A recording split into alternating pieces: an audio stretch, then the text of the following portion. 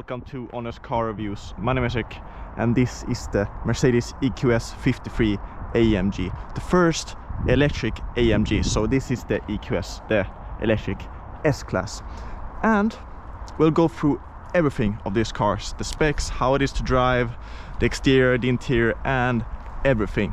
But we'll start with the specs of this car. So it comes with 658 horsepower and 950 Nm of torque.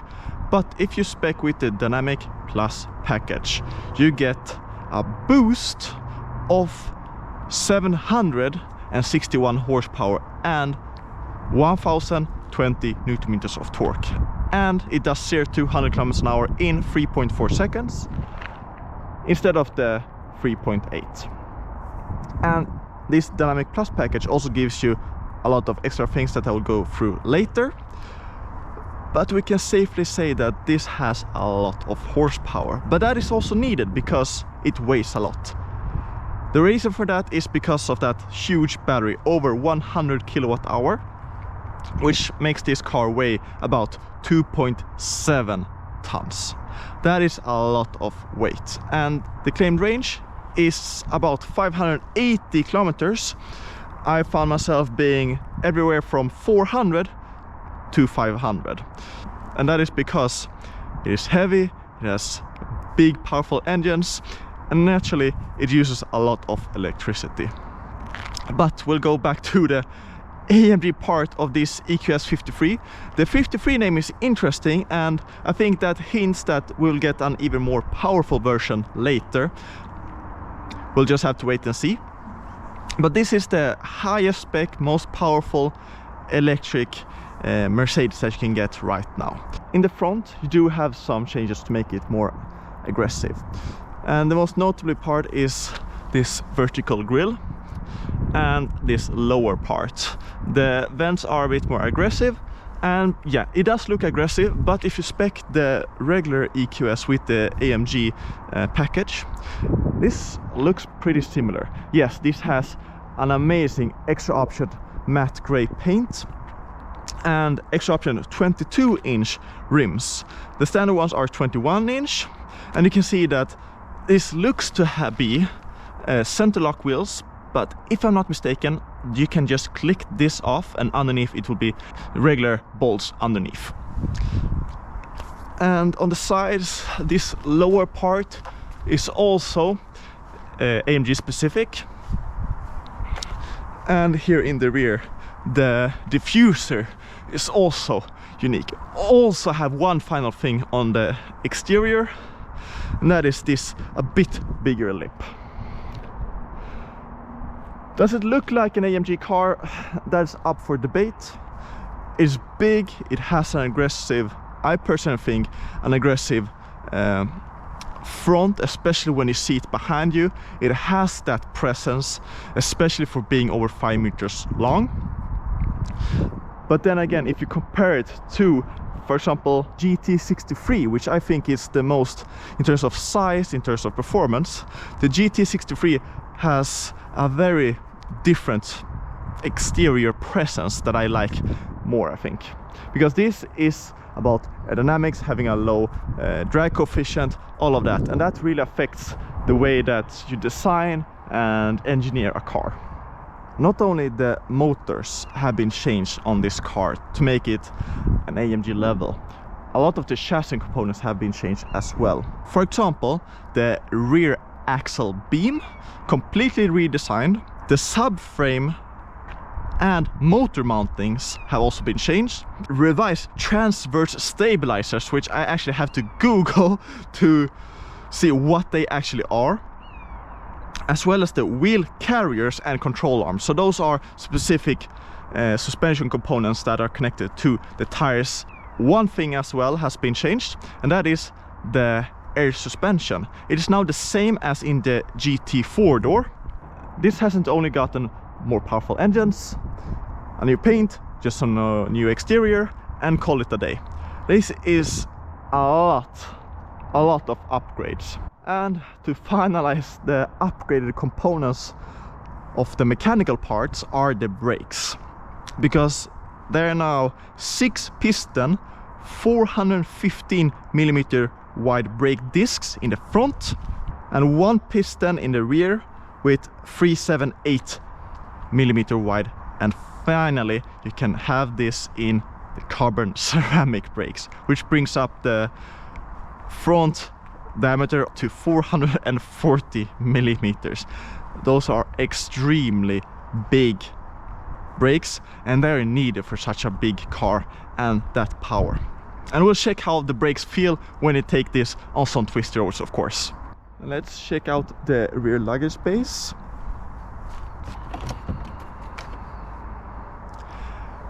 Very big, quite thin, but you do fit a lot of luggage here. You do have a sizable lip, and let's see if we can open up the rear here. Have some extra storage space, maybe you can put your home charging cable here. You do have a little hump here in a bit closer to the front, but you can fold down your seats in the 40-40-20 configuration. Big, and I'll put up the specs of this car, the luggage space liter, and compare it with the Tesla Model S, for example, and the Lucid Air, maybe the BMW i7. The price of this EQS 53 is about 170,000 euros. Yeah, this car is spec'd to about 190,000 euros. This is an extremely expensive car, but with a lot of power, big, and from Mercedes. Is it worth it? That's a big question that we also need to find out, I think. Let's check out the rear seating space. And I'm having a hard time figuring out if this car is made for driving or for being transported in. But the rear bench, as with the regular EQS, is fairly thin, so not enough lower thigh support. You sit fairly high up as well. The angle of the bench is very aggressive. You're not leaned back as much as I would like. I do have some nice padded headrest, and you do have some nice details such as the carbon fiber here on the armrest. The upgraded Burmeister surround system with the metal finish is amazing. You do have a panoramic sunroof, which has its own dedicated opening to the passenger. You do have a lot of foot space, of course, huge amount of knee space, individual climate control in the rear, armrest. That was not a nice sound. This is a holder for your phone. It's evident that this car is meant for 4 people because you have an indent here, and of course where I'm sitting, but here I guess it will be much more uncomfortable sitting here on long journeys. You have nice details with the air vents here. Feels rather plasticky though. This car is designed for people that want to drive the car rather than being in the rear and being transported. If you want something like that, I would go for the regular internal combustion S-Class, because the rear bench, the rear seating arrangement, the rear passenger ergonomics is just better.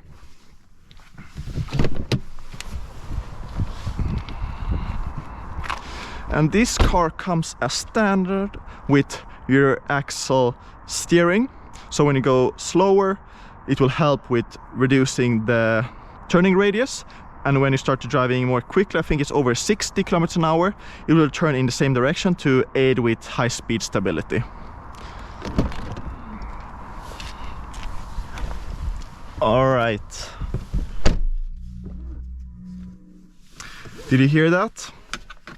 AMG specific sound, AMG specific steering wheel, of course the extra option carbon fiber finish here and on the armrest, but we'll start the car.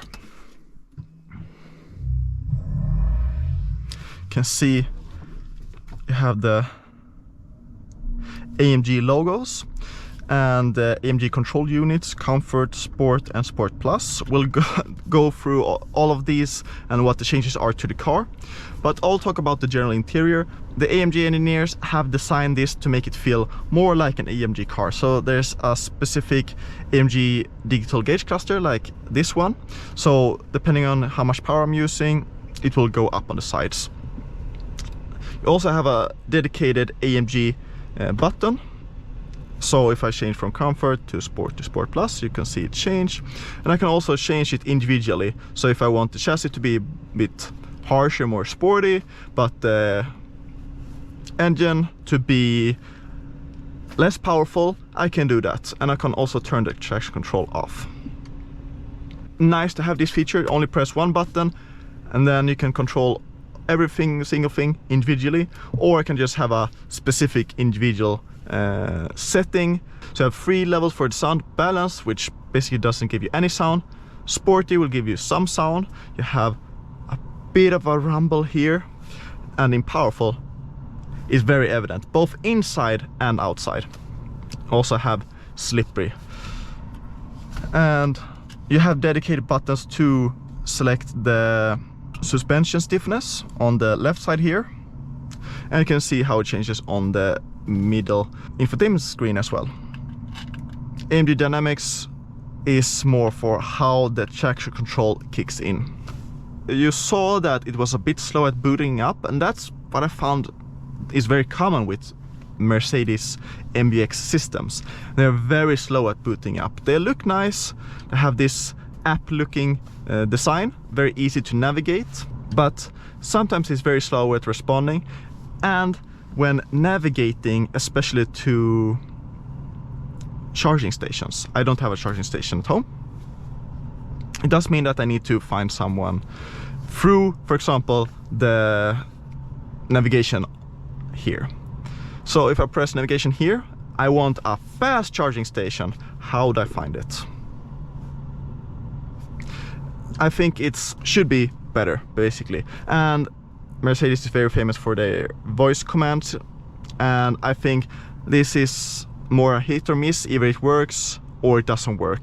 You will never know. You have a dedicated screen for the passenger, and it's basically the same as here.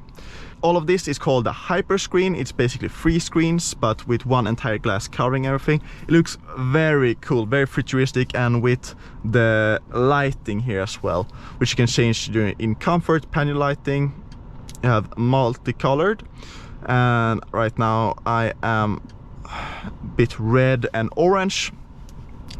You have a lot of colors to choose from, basically. Seats, you have seat kinetics, so the seat will move, massage, basically air pockets that inflate and deflate. But I talked about this MBUX system before. It's one of the better ones on the market. It's the most futuristic one, or most advanced looking one, I think. But it has its flaws and sometimes can be a bit overwhelming at times. About the build quality in this EQS 53 AMG, it seems to be fairly okay. Not that much creaks, not that many rattles. Feels pretty fine. You do have some unique finishes here, and of course the AMG seats with the Asphalt Buckle logo. For me, it's perfect. I sit really well. Not too huggy, but just enough support. I think actually we'll start driving and talk about how this car is to drive on the regular. Is it AMG worthy, having both the comfort and the pace? What impresses me the most is the way that this EQS 53 AMG can eat up road. You say that pretty often when you drive luxury vehicles, but having that much power underneath your right foot at all times, the way that the engineers have calibrated the throttle response, the brake response, the steering, the quietness, the air suspension, everything just comes together here, especially on a road like this. But having 22-inch rims does affect the comfort, and driving here, no problems. But as soon as you drive over anything resembling a pothole, a bump, or anything like that, you feel it. And I think that's also thanks to the weight of the car. You do have to have a very stiff suspension to cope with the weight. All in all, the daily driving experience of this compared to a regular EQS 580, 450, I think is pretty similar. You don't buy the AMG version of this EQS because it's any better at the luxury department. The reason that you buy the AMG 53 car is because the added performance, the brakes, the 0 to 100 km/h numbers, the acceleration, and all of that. Because it is an increased level.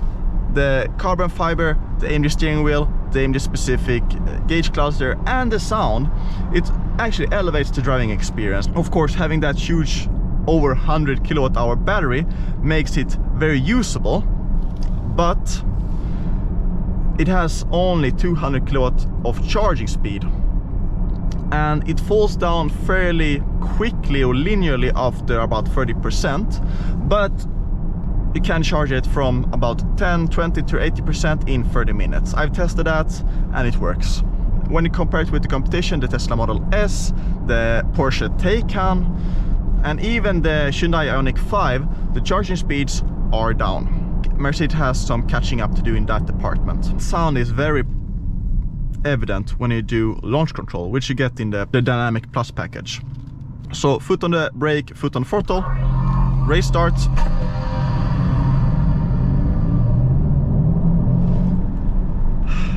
The belts tighten, sound, yeah, pretty cool, but everything is fairly undramatic. I think it's thanks to the weight, the air suspension, the smoothness of the powertrain, all of that. And now we're in Sport Plus as well, and we're on some really twisted roads. So let's try out the front, see how that bites, how the suspension works. You have Advent tires on, so no Michelin Pilot Sport 4S tires, but you do have a 4MATIC independent four-wheel drive. And truth be told, I have never found myself slipping. Whoa, you can carry so much speed and then just explode. My God.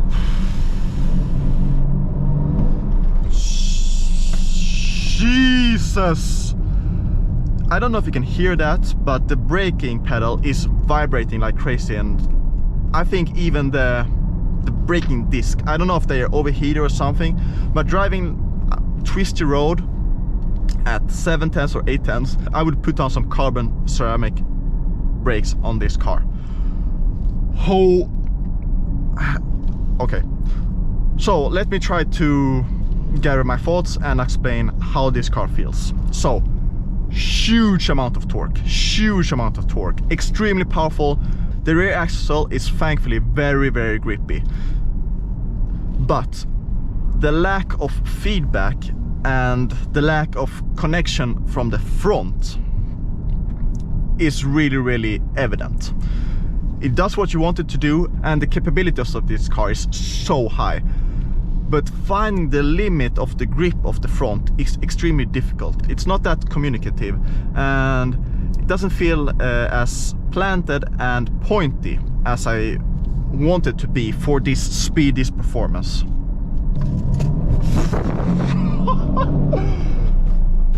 Oh man,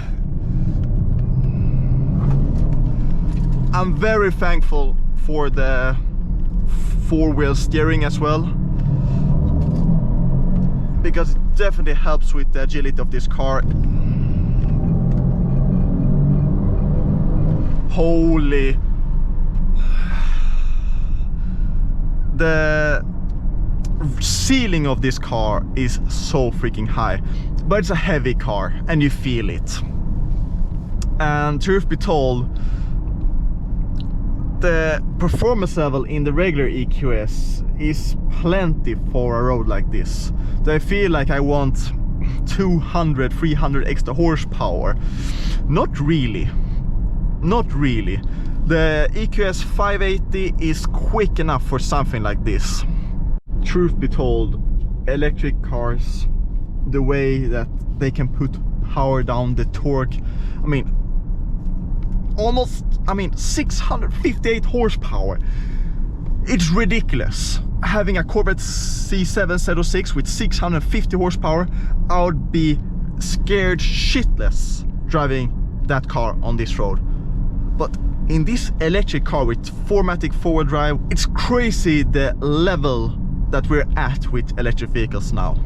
To conclude, the Mercedes AMG 53 4MATIC Plus is bonkers. It's so quick, but it also has a really soft side. It feels very similar daily driving to the EQS 580, for example. They haven't intruded on that luxury capabilities, the long distance cruising and all of that. You get extra performance, get a bit of extra looks, but since you have so much performance from the 580, for example, and even the 450, does it make sense to buy the 53? I'm not that sure, but I can't deny the performance level of this 53. And the 53 name also suggests that we will perhaps see a 63 version. I can't fathom what the next level in performance would be from this 53. I think that this car has one important thing, and that is something that I really can't put my finger on. Something old school, even though everything is really futuristic. They have been able to bring some sort of old school luxury feel to it. I think it has a lot to do with the suspension, but I can't really put my finger on it. Just how well calibrated that throttle is, the power plant, the steering, how quiet it is. Just feels luxurious in a very old-fashioned way, but that isn't bad. It's good, and it differentiates itself from the Lucid, the Tesla, and I think even the BMW i7. And that's my final review, my final conclusion for this AMG 53. See you next time.